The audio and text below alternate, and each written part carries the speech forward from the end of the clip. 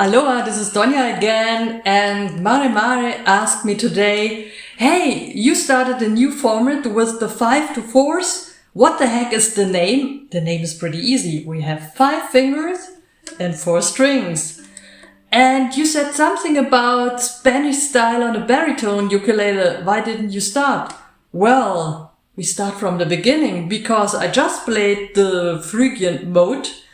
It's not a scale, it's a mode. It comes from the harmonic minor scale, which is the 5th harmonic minor note.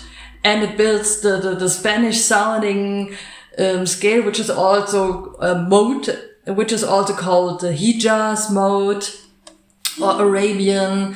And to understand how it works, that it's the third of the major, and how you can create those chords, it's easier to start a little bit from the beginning and do some repetition and especially stretch works.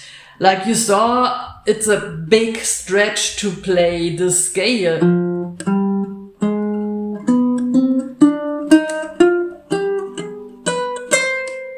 So let us train together and you will see how our tutorials will turn out. Love you, see you soon, Doña.